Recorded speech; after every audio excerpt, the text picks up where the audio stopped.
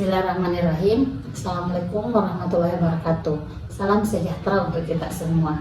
Mohon izin perkenalkan, saya Nabila, dosen D3 Kebidanan Sekolah Tinggi Ilmu Kesehatan Pandita Husada Bulukumba. Pada kesempatan ini saya akan menjelaskan tentang teknik mengajar saya dengan DIA, Delivery, Interaction, and Assessment. Sebelum fokus dengan pengajaran saya pada asuhan kebidanan, pada kesempatan ini saya akan menjelaskan deskripsi mata kuliah, capaian pembelajaran dan bahan ajar.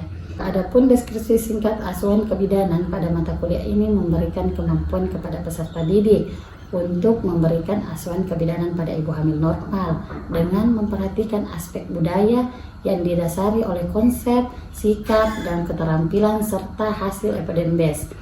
Dalam praktik antenatal yang menggunakan pendekatan manajemen asuhan kebidanan dan mendeteksi dini komplikasi serta pendokumentasian. Adapun capaian mata kuliah ini, yang pertama atau 1, mahasiswa mampu memahami konsep teori tentang masa kehamilan. Yang kedua, mahasiswa mampu mendiagnosa kehamilan. Yang ketiga, mahasiswa mampu memahami perubahan anatomi dan psikologi pada ibu hamil. Yang keempat, mahasiswa mampu memahami faktor-faktor yang mempengaruhi kehamilan dan menentukan kebutuhan pada saat ibu hamil. Yang kelima, mahasiswa mampu menganalisis masalah atau komplikasi yang terjadi pada masa kehamilan. Yang keenam, mahasiswa mampu mendemonstrasikan asuhan kebidanan pada ibu hamil dengan menunjukkan sikap yang bertanggung jawab. Yang ketujuh, mahasiswa mampu mendokumentasikan asuhan kebidanan. Pada mata kuliah asuhan kebidanan, mahasiswa dijadwalkan 16 kali pertemuan di luar ujian akhir semester. Setiap kali pertemuan memiliki sub CPMK. Yang pertama, konsep dasar asuhan kebidanan. Yang kedua, adaptasi perubahan fisiologis dan fisiologi kehamilan. Yang ketiga, faktor-faktor yang mempengaruhi kehamilan. Yang keempat, kebutuhan dasar ibu hamil. Yang kelima, evidence based dalam asuhan kebidanan. Yang ketujuh, proses keterampilan asuhan kebidanan. Kedelapan, manajemen asuhan kebidanan. Yang kesembilan, mengenal tanda-tanda dan komplikasi bahaya dalam kehamilan. Yang ke-9, program pemerintah dalam bidang kesehatan ibu dan anak atau KIA. Yang ke-10, pendokumentasian asuhan kebidanan. Kemudian saya akan menjelaskan teknik pembelajaran saya dengan DIA, Delivery, Interaction, and Assessment, dengan menggunakan dua teknik, ada online dan ada offline. Untuk point delivery atau penyampaian teori pembelajaran secara online meliputi metode pembelajaran secara problem basic learning, small discussion, skill lab melalui metode simulasi, demonstrasi yang ditunjang dengan laboratorium dengan konsep mini hospital. Untuk offline, saya menggunakan metode perkuliahan secara hybrid, yaitu metode pembelajaran dengan jaringan dan di luar jaringan. Untuk menguatkan teori menggunakan metode daring atau virtual melalui tatap maya via Zoom, grup WA, Google Classroom, serta Learning. Namun untuk menguatkan pembelajaran praktikum, kami tetap memfasilitasi mahasiswa untuk praktik langsung di laboratorium dengan menerapkan protokol kesehatan. Untuk point interaction, dalam berinteraksi dengan mahasiswa, kami menggunakan metode diskusi, tanya jawab, praktek laboratorium, presentase baik melalui tatap muka maupun melalui daring. Untuk point assessment, kami menilai melalui penugasan, kuis, keaktifan mahasiswa dalam berdiskusi kelas, keterampilan dalam praktek laboratorium, dan melalui ujian akhir dengan memberikan soal dalam bentuk vignette dengan metode kurang lebih sama dengan pada saat mahasiswa ujian kompetensi. Adapun tata tertib, mahasiswa ditoleransi terlambat paling maksimal 15 menit setelah perkuliahan dimulai. Total kehadiran 80%, berseragam rapi, menggunakan atribut dan sepatu hitam pantofel. Mahasiswa tidak diperkenankan menggunakan HP selama perkuliahan berlangsung. Setelah ini saya akan menampilkan cuplikan video pengajaran saya dengan mata kuliah asuhan kebidanan dengan pokok bahasan manajemen asuhan kebidanan. Selamat menyaksikan dan terima kasih.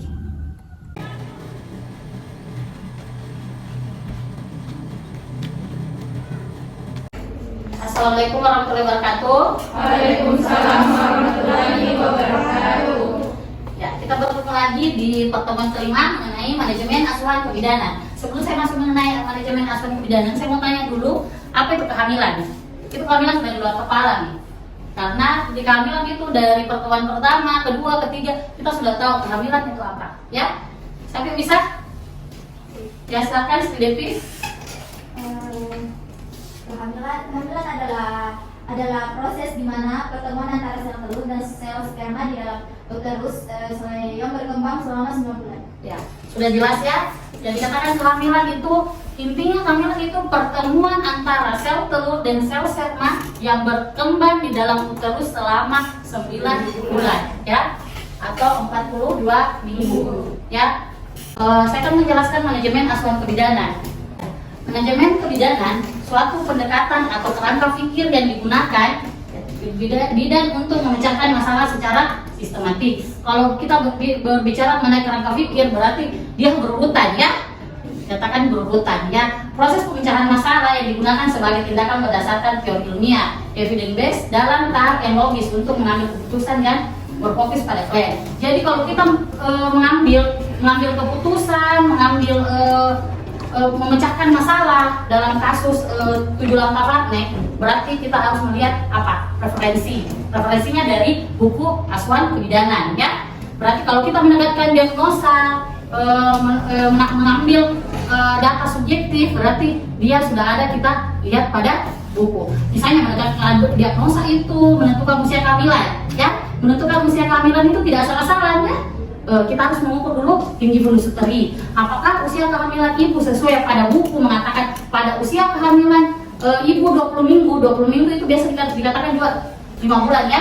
20 minggu berarti tinggi fundus uteri sudah berada di pusat ya, setinggi pusat. Berarti kalau dia tidak berada di tinggi pusat, berarti kita harus mencari buku secara ilmiah yang dikatakan teorinya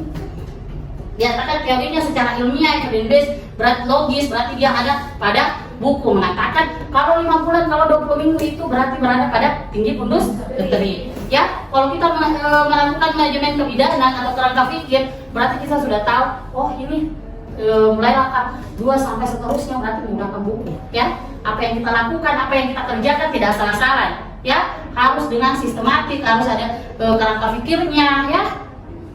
Ya, sudah jelas mengenai manajemen kebidanan. Kita lanjut ya. Sasaran manajemen kebidanan: semua klien dalam lingkup asuhan bidan.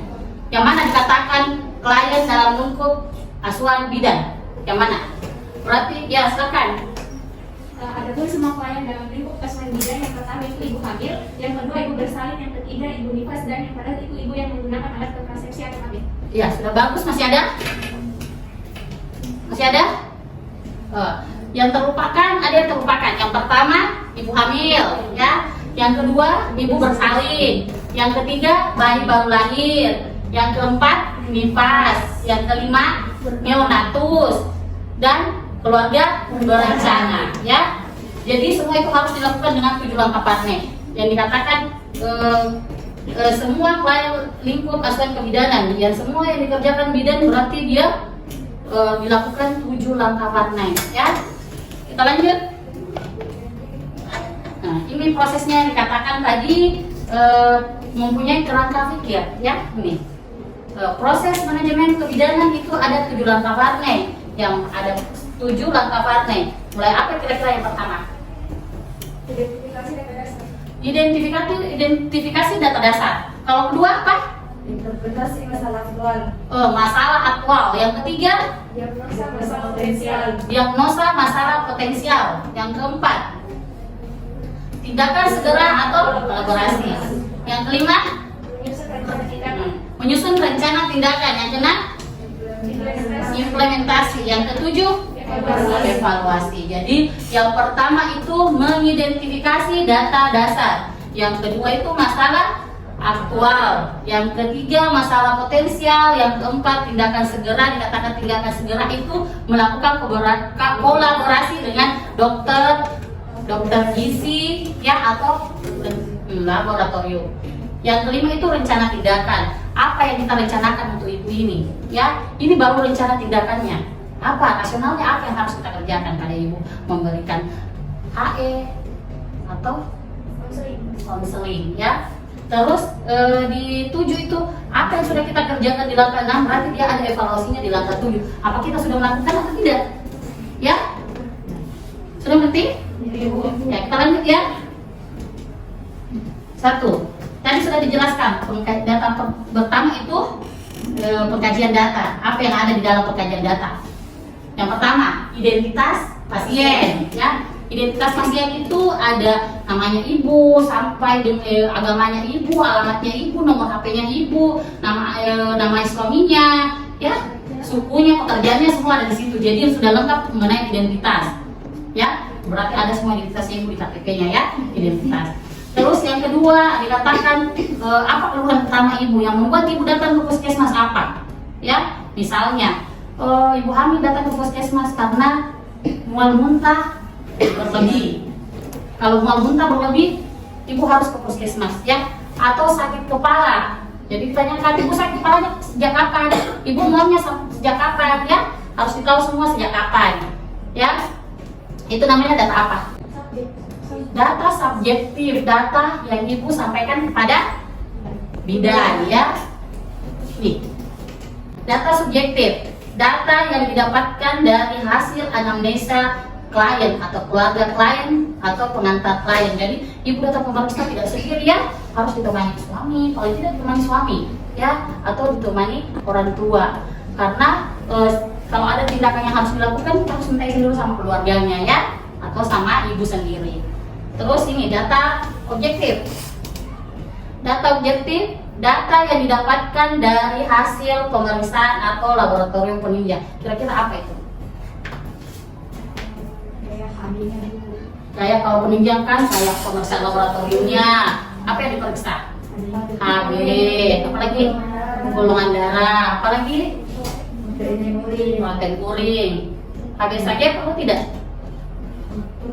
Perlu. Terus apalagi yang kita dapatkan data objektif?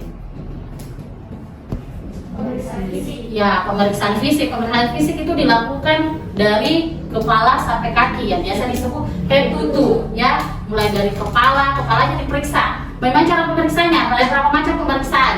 Yang pertama inspeksi itu melihat. Terus yang kedua apa? Palpasi. Yang meraba. Yang ketiga itu auskultasi mendengar. Yang keempat perkusi itu mengetuk ya.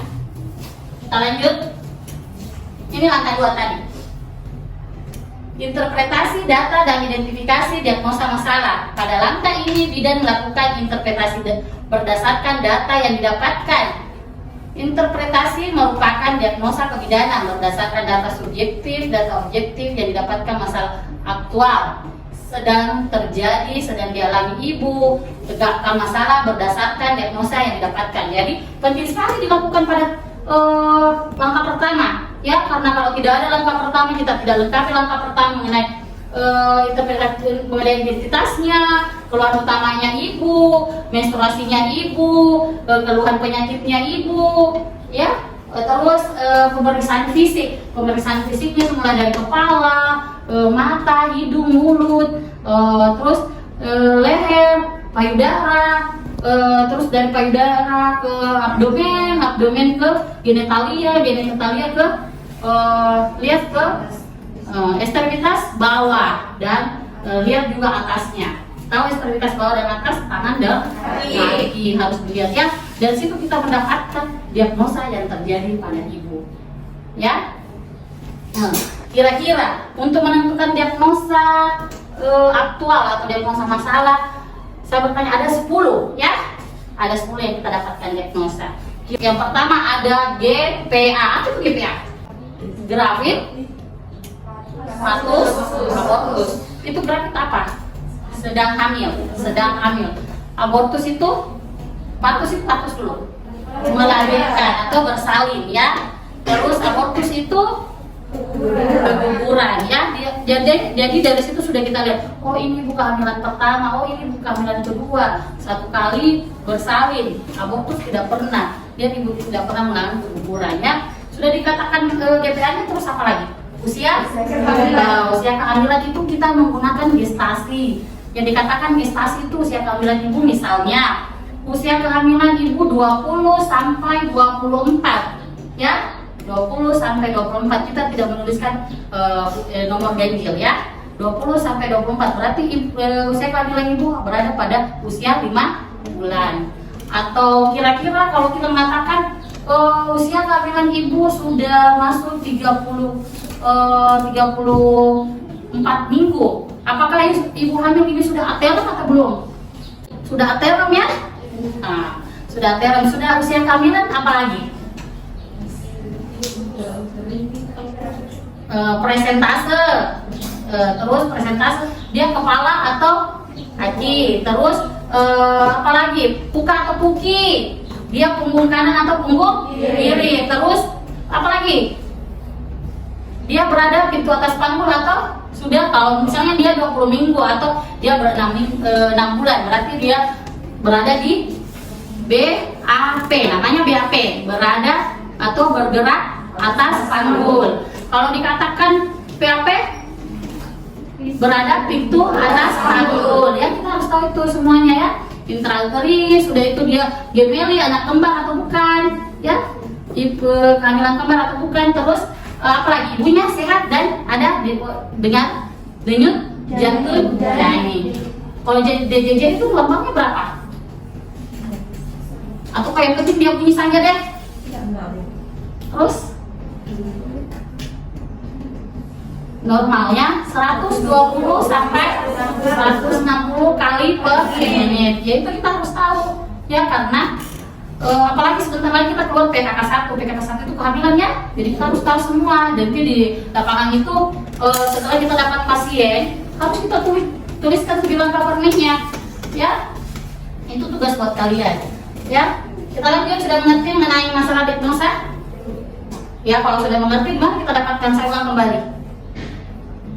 Untuk menentukan masalah diagnosanya, kita dapatkan di langkah berapa? Langkah pertama atau langkah 1 ya. Untuk menegakkan masalah potensial, ini langkah ketiga merupakan langkah penetapan masalah potensial yang didapatkan berdasarkan diagnosa masalah. Berarti kita dapatkan ini dari diagnosa masalah, berarti kita dapatkan dari langkah kedua ya. Sudah mengerti ya? Masalah potensial dengan kita dapatkan di langkah 2 ya. Setelah tadi dapat potensial, nah, didapatkan berdasarkan diagnosa masalah ya. Kita lanjut. Masalah saya sudah jelaskan tadi, menetapkan langkah 4 itu menetapkan kebutuhan segera atau kolaborasi, mengidentifikasi tindakan yang harus segera dilakukan untuk mengatasi masalah aktual atau diagnosa sehingga masalah potensial tidak akan terjadi. Kira-kira kalau tidak terjadi masalah potensial, apa yang diberikan kepada ibu? Iya, tablet FE untuk penambah darah. Terus apalagi kira-kira selain memberikan obat kepada ibu? Iya, berikan makanan bergizi kepada ibu ya, seperti sayuran hijau, buah-buahan, daging yang berwarna merah ya. Nah, jadi untuk tidak terjadi tindakan segera itu, yang kalau tindakan segera itu berarti kita kolaborasikan dengan perawat, dokter gizi, dokter apa lagi? Dokter umum. Terlihat juga kalau harus dikolaborasikan bagaimana giginya ibu pada saat hamil, apakah bersih atau ada karies pada saat hamil. Kita tanya ibu, ini kariesnya bu sejak kapan? Pada masa hamil, oleh ibu tak, selama hamil saya sakit terus, ini gigiku ini sakit terus. Oh, ibu diberikan vitamin kalsium, ibu minum. Saya tidak minum karena muntah-muntah kayak ini nih. Jadi kalau ibu mau melakukan kalau giginya tidak mau sakit, minum vitaminnya, terutama kalsiumnya dan tablet DP-nya ya. Nah, terus jangan lupa laboratorium juga, kita harus kerjasama laboratorium untuk mengetahui bagaimana HB-nya ibu yang paling penting ya. Apalagi? Cukup. Selanjutnya ya, rencana asuhan. Merencanakan asuhan yang akan dilaksanakan untuk mengatasi masalah diagnosa yang ditegakkan bentuk asuhan meliputi upaya promotif, preventif, kuratif, rehabilitas dalam batas kewenangan bidan. Jadi tidak semua kita lakukan ya, tidak semua, jangan sampai kita ya deh lakukan nih semua. Sakit-sakit perutnya pasienku, lakukan tidak VT ini, baru usia kehamilan 6 bulan. Jangan sok tahu ya. Jadi kita itu sebagai bidan yang bisa dilakukan itu yang wajar-wajar saja pada usia kehamilan gitu ya. Jangan misalnya ibu sakit perut yang berlebih, atau kita kasih saja obat anti nyeri, tidak boleh ya. Kita dulu periksa dulu ibunya, kalau perlu dirujuk ke dokter kandungan ya rujuk ya, jangan cari masalah ya. Lakukan yang wajar-wajar saja. Kira-kira apa yang kita lakukan setelah melihat diagnosa? Misalnya tadi seperti tadi, melakukan rencana tindakan apa kira-kira rencana tindakannya kita kalau kita sudah anemia ringan. Yang pertama, memberitahu ibu meminum tablet Fe. Terus yang kedua, memberitahu ibu untuk istirahat yang cukup. Yang ketiga, memberitahu ibu untuk makan makanan yang sehat. Memberitahu ibu untuk beraktivitas yang ringan ya. Setelah itu misalnya ini 10 rencana tindakan. Yang terakhir, jangan lupa ya, yang terakhir ini rencana tindakan, tak memberitahu ibu untuk kembali melakukan pemeriksaan 4 minggu setelah datang ke puskesmas. 4 minggu itu berapa hari? Berapa bulan? Iya, 1 ya. Jangan lagi lupa kalau 4 minggu itu 1 bulan. Jangan kalau 4 minggu itu kayaknya 2 bulan bu. Nah ya, tidak ada bilang yang begitu, itu 4 minggu 1 bulan ya. Terus apa lagi? Misalnya tadi saya menuliskan rencana tindakan itu 10 ya. Setelah saya tanyakan kepada ibu, saya kerjakan kepada ibu, implementasi bu saya kerjakan. Ini implementasi merupakan uraian pelaksanaan dari rencana yang sedang ditulis di langkah 5. Jadi tulis bikin semua rencana tindakan tak di langkah 5, karena semua itu tidak seharusnya, tidak harus dilakukan. Yang penting saja yang dilakukan apa yang paling penting ini pada ibu. Pemberian tablet Fe. Kira-kira pemberian tablet Fe pada ibu berapa biji selama kehamilan? 90 selama kehamilan. Jadi harus diminum itu bu setiap hari ya, 20. Terus kira-kira health education yang diberikan kepada ibu penting tidak? Penting ya, health education-nya penting. Kebersihan penting tidak diberikan kepada ibu? Suntikan teteh penting tidak? Penting. Saya flashback kembali ya, teteh. Banyak mahasiswa yang tidak tahu mengenai teteh. Teteh pertama itu dilakukan sebelum menikah, bisa dilakukan pada saat pasca nikah ya, atau catin atau calon pengantin bisa. Setelah dilakukan TT pertama, kapan kita lakukan lagi TT kedua atau tidak usah?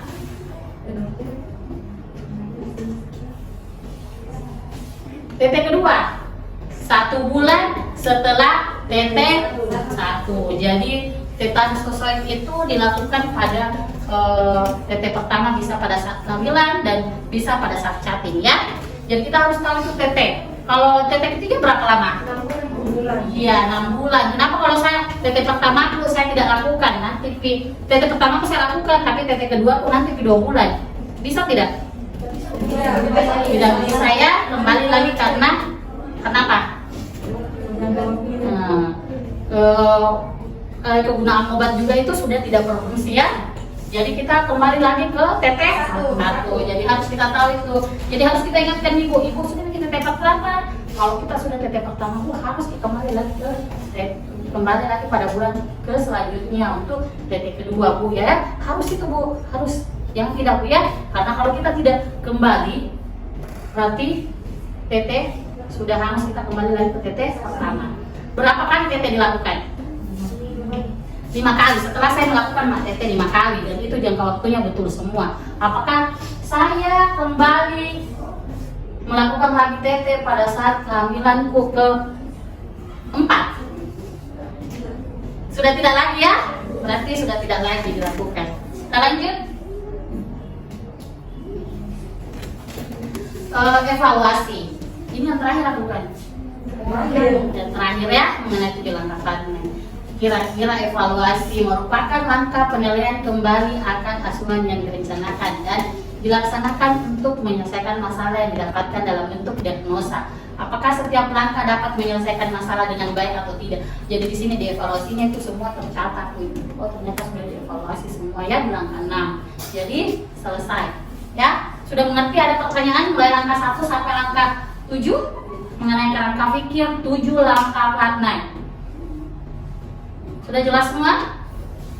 Ya mudah-mudahan sudah jelas semua ya dek. Mudah-mudahan nanti pada saat keluar praktek PKK 1 kalian sudah tahu penulisan mengenai 7 langkah partner. Jadi tidak bingung lagi. Di langkah 1 saya harus mengerjakan apa, langkah 2 saya harus mengerjakan apa, dan bertanya sih di sana nanti ada mahasiswa lain, bagaimana yang TK dulu ya? Tidak boleh ya. Jadi kita harus sudah tahu itu ya 7 langkah partner.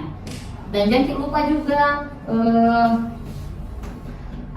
jangan lupa juga kalau menuliskan teori dari referensi, jangan lupa bukunya siapa dan halaman berapa ya, supaya ini bukti kita kalau kita melakukan 7 langkah partner. Oke?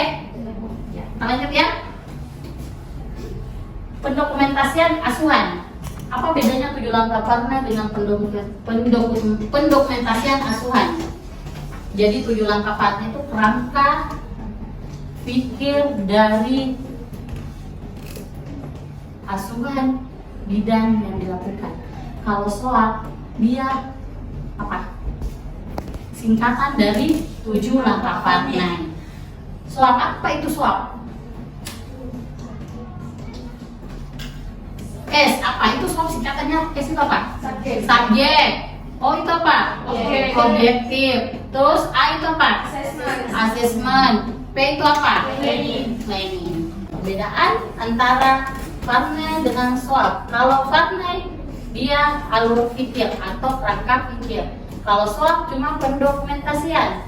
Yang kedua tidak berurutan. Kalau SWOT dia berurutan alur pelaksanaannya. Kalau partner dia tidak tertulis dan ini SWOT tertulis. Ini 7 langkah partner bisa dituliskan dan ini SWOT harus dituliskan.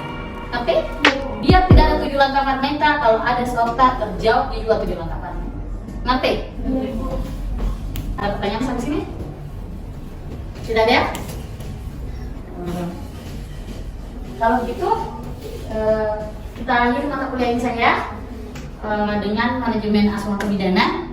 Saya dengan wabillahi taufiq wal hidayah. Assalamualaikum warahmatullahi wabarakatuh. Waalaikumsalam warahmatullahi wabarakatuh.